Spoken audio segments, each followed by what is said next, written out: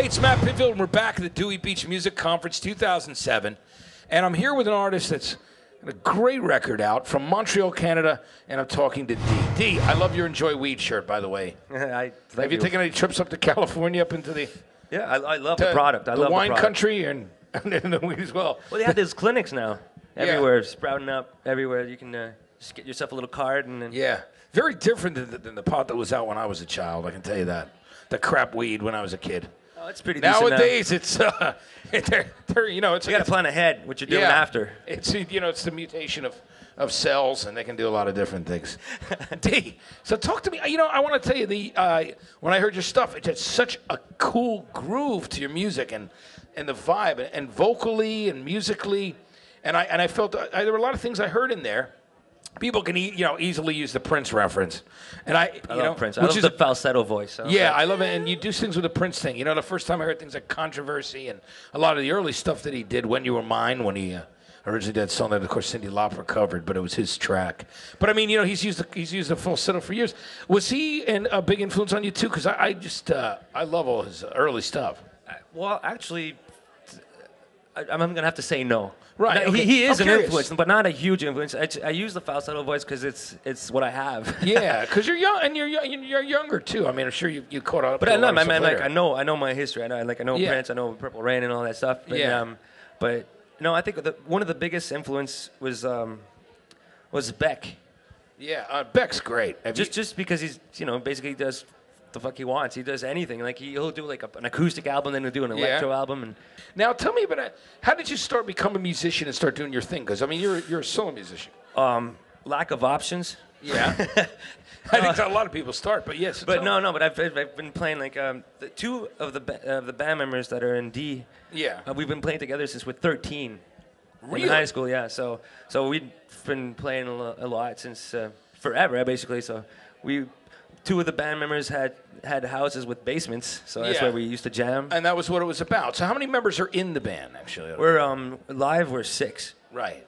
But you're the front man. You are DEE, and that's what the deal at home, like I have the So very much like the Beck thing, where it's in that sense that it's a one-word name, but you do your thing and you go through it. Now I think it's really cool that on your record that's so Miles and Miles.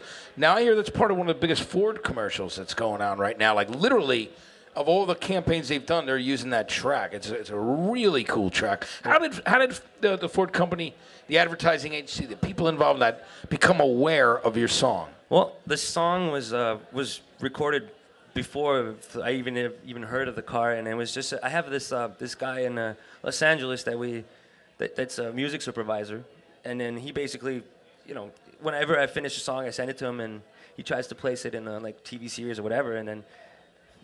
And you've had a lot of TV series placement as well, right? Yeah. Tell me about some of the shows that your music's been in. And they movies. Used it in Grey's Anatomy. They used it in One Tree Hill, Casino. Law and Order was my favorite one. Yeah. I actually watched that show, so it's. Yeah, which one was it of the 3 in the franchise? Was it it was SVU the or Law and Order? Law and Order. Regular one, cool, yeah. Very cool. And it's the whole scene before the crime happens. Yeah. Like, so the intro of the show. Which song is that? And it was like Babes Gone Bad. It was like a Girls Gone Bad thing. Yeah, and yeah. it was like in a club, and the song was playing. Yeah, so that must have been a great feeling to see that. It was pretty cool. That's very cool. So after being in the shows like Grey's Anatomy, One Tree Hill, and Law and Order, the Ford thing happened, right? And they'd heard some of your music and checked into it. And they heard that one song, I guess, because it's out of my hands. Like once the song is done, these other people try to place it and stuff like that. But it's a great feeling, though. It's got to be great. It's cool. It's cool. And of course, it'll help finance your next record and the things you're doing. More important than anything, is that you're going to be able to spend the money to make your next record. So because it's like all the record that was put out before is all homemade. It's all made at home. Yeah. With my own studio and stuff. And the next one it'll be the same, except with a little more gear. Yeah, absolutely. And that's the other thing, to buy more equipment. So it's great. Yeah, but it's all like it's.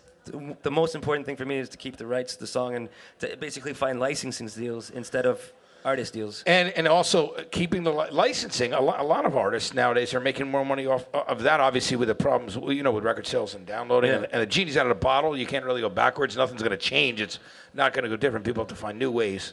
Artists, especially to... there's like iTunes. See, we're actually selling pretty good in the States just by iTunes. Yeah. But it's cool because there's no there's no like you don't have to pay for publicity or anything. It's just like word of mouth. Right. Cross your fingers. Not tons of money spent on marketing that you don't know about. Yeah, which exactly. Is the thing sometimes. And that's one of the things that's really changed in the music industries is the fact that they can't, spend all that money mismarketing. There's, the dinners with 45 people are no longer. They're very hard to justify, right? Yeah. Plus, it sucks for the artist to have to pay back for that. That's one of the things that you can do. And have you held on to your own publishing as well? Yeah, the publishing company is called DEE Music. Yeah, well, that's good. And hey, listen, it is what it is. It's a great name. Yeah. You don't make any mistakes on whose music it is. No. And but that's very cool because have you been approached? I would guess. Yeah, we that have. You've been approached by music publishing companies, and not to say that. There's anything wrong with them. I mean, they do some great stuff, and sometimes they can get things placed that other times wouldn't get through, but still you're giving up 50%.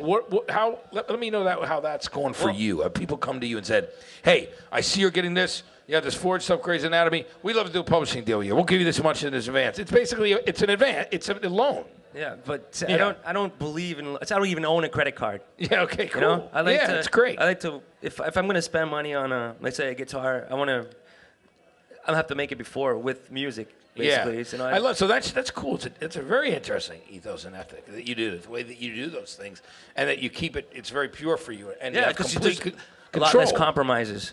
Yeah, and it's great that you have that control. It's a really cool thing.